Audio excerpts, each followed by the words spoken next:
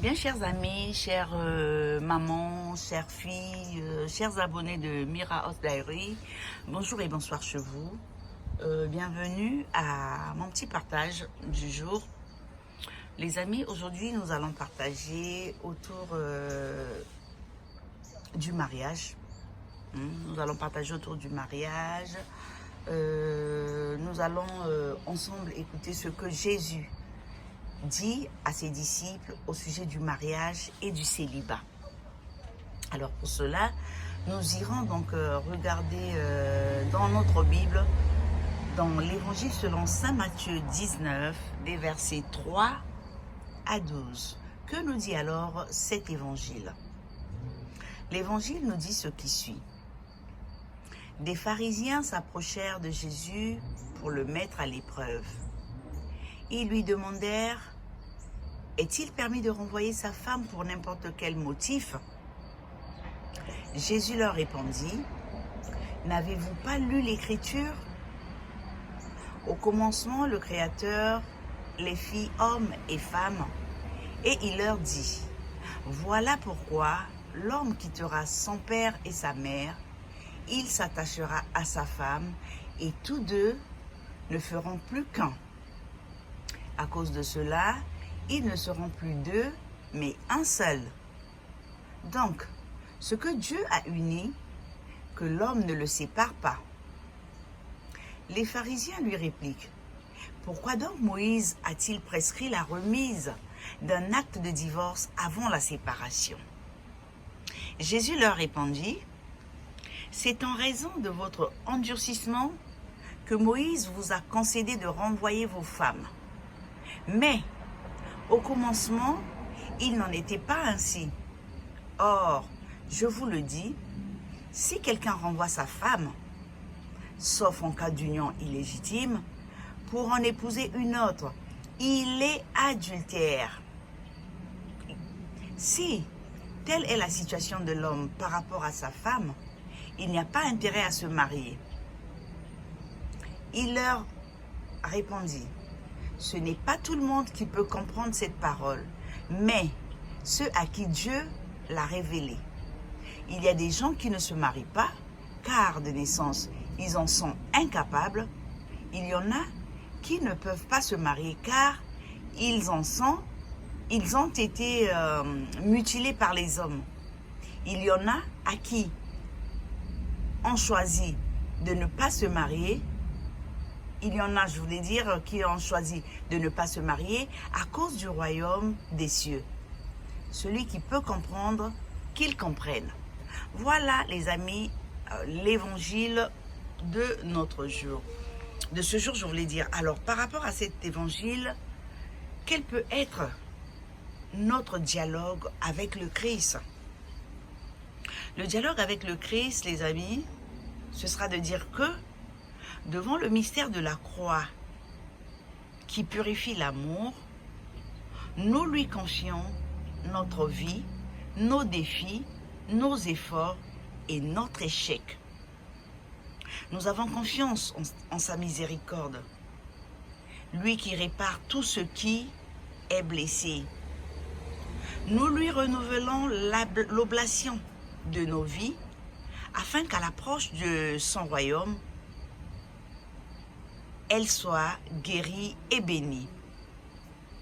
Comme résolution, les amis, ça va être d'avoir une attitude, une parole et un geste de considération envers nos conjoints, ou si nous ne sommes pas mariés, envers un couple d'amis, pour encourager et exprimer la valeur de l'union matrimoniale. Les amis, le mariage, ce n'est pas n'importe quoi. Le mariage, on n'y va pas dedans n'importe comment. Le mariage, c'est quelque chose de très important. Et au sujet du mariage, il y a des choses que nous devons comprendre avant de nous engager. Il y a beaucoup de choses que nous devons comprendre avant de nous engager. Et cela, pourquoi? Pour la gloire de Dieu, parce que dans sa parole, il nous dit bien que ce que lui l'a uni, l'homme n'a pas le droit de le séparer. Ce que Dieu a uni, l'homme ne le sépare point.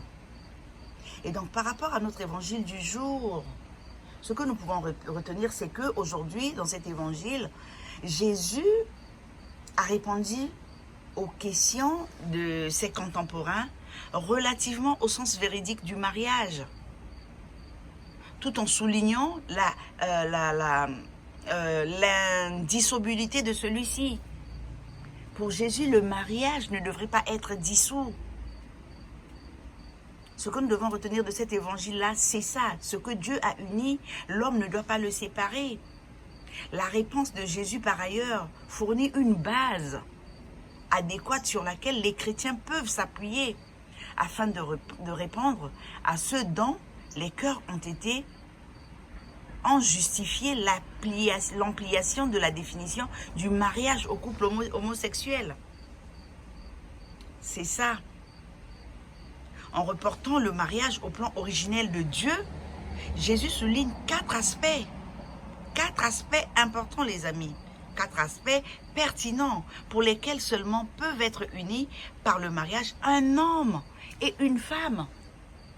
Dieu n'a jamais dit quelque part dans les Écritures que 2 hommes pouvaient s'unir ou que 2 femmes pouvaient s'unir. Non! Blasphème! 2 hommes ne peuvent pas s'unir, 2 femmes ne peuvent pas s'unir. Et pour cela, 4 aspects pertinents ont été soulignés par Jésus. Le premier aspect, les amis, c'est quoi? Le premier aspect, c'est qu'au commencement, le Créateur les fit hommes et femmes. Dieu a d'abord créé l'homme. Après l'avoir créé, il a trouvé que l'homme seul ne serait pas bien. Il a alors extrait la côte de l'homme pour créer la femme. Donc au début, au commencement, Dieu a créé l'homme et la femme. La Bible nous le dit dans Matthieu 19, 4. Et dans cet évangile, Jésus nous enseigne que dans le plan divin, dans le plan de Dieu, la masculinité et la féminité ont un sens important. Donc, la masculinité pour ce qui concerne les hommes et la féminité pour ce qui concerne les femmes a un sens important. Ils ont un sens important. L'ignorer, faire comme si on ne le savait pas, équivaut à ignorer ce que nous sommes. Oui. Si la femme ignore que la féminité concerne la femme et que l'homme ignore la masculinité, c'est comme si on s'ignorait soi-même. C'est ce que ça veut dire. Et le deuxième aspect que souligne Jésus ici, dans ce dernier, il nous dit, voilà pourquoi l'homme quittera son père et sa mère, il s'attachera à sa femme. Dans les Écritures, ou précisément dans Matthieu 19, 5, c'est là-bas qu'on retrouve cela. Le plan de Dieu n'est pas que l'homme abandonne ses parents pour aller avec qui bon lui semble. Non, mais bien avec une épouse. Dieu n'a pas prévu que l'homme quittera son père et sa mère pour aller s'attacher à un homme, ni qu'une femme quittera son père et sa mère pour aller s'attacher à une femme. Non, l'homme quittera son père et sa mère, il abandonnera son père et sa mère, ses parents, pour aller s'attacher à son épouse qui est sa femme. Ça, c'est pour ce qui concerne le deuxième aspect. Ça, c'est pour ce qui concerne le deuxième aspect pertinent.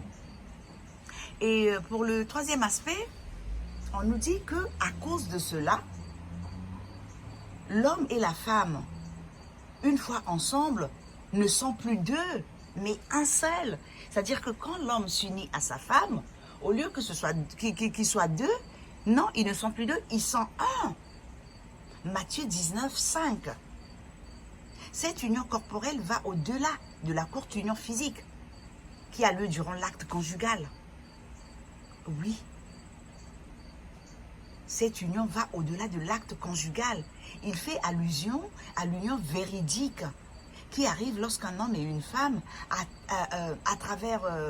au travers de leur amour, conçoivent une nouvelle vie. Concevoir une nouvelle vie ici, c'est quoi? C'est donner naissance à un enfant. Quand l'homme et la femme conçoivent une nouvelle vie, qui est le mariage perpétuel ou union de leur corps.